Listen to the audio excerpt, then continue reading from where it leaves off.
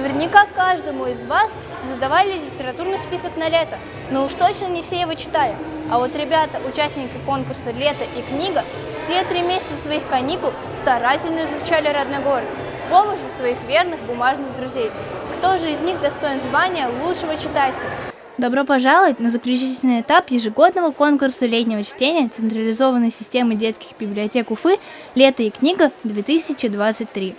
В этом году конкурс посвящен 450-летию образования столицы республики, и все участники, вышедшие в финал, предварительно выполнили задания, прочитали книги о родном городе, написали эссе для младшей категории или сняли видео для старшей категории на тему «Твоя библиотека рядом», а также поучаствовали в квизе библиотек своего района и общегородском игровом состязании. Лер, скажи, вот ты победительница конкурса. Сколько же ты прочитала книг за лето? Я прочитала книг 15 точно, потому что это было одним из условий конкурса. Больше всего мне запомнились книги, которые я прочитала в первый раз от башкирских авторов. Мустая Каримок, например. Я читала «Нуней» и «Радость нашего дома».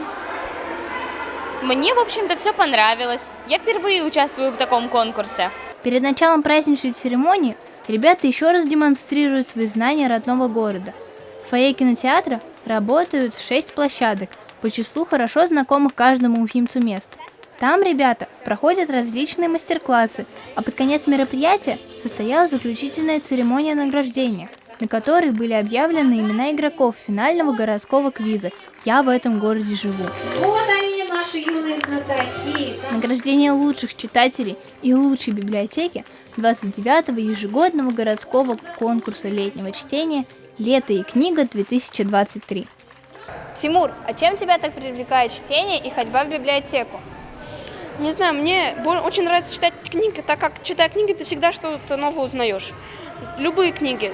Мне больше нравится там какие-нибудь художественная литература. Иногда приходится там по школьной программе читать. Книги – это всегда полезно и интересно. И я считаю, что читать надо всегда, когда есть возможность. Современные дети читают достаточно мало. Чем тебя наградили? Меня наградили такими дипломами и грамотами. Грамота победителем конкурса «Мы шагаем по Уфе» и почетная грамота квиза «Я в этом городе живу». Эти грамоты значат для меня то, что я наконец смог узнать больше о своей малой родине, прочитал много книг. И в завершении мероприятия, по уже сложившейся традиции, читатели детских библиотек Уфы получили подарок. Ребята увидели новый мультфильм «Северная Амура». В этом году в номинации «Лучшая библиотека» первое место поделили библиотеки под номерами 17, 19 и 30, а в детском квизе под названием «Я в этом городе живу» победителями стали ребята из Кировского, Советского, Демского, Октябрьского, Калининского и Орджоникидзевского районов. Это была по-настоящему захватывающая битва умов. Я за лето читать разучилась, а ребята не просто не утратили этот навык, но еще и очень круто его прокачали. Теперь я точно знаю, чем буду занята в следующие каникулы.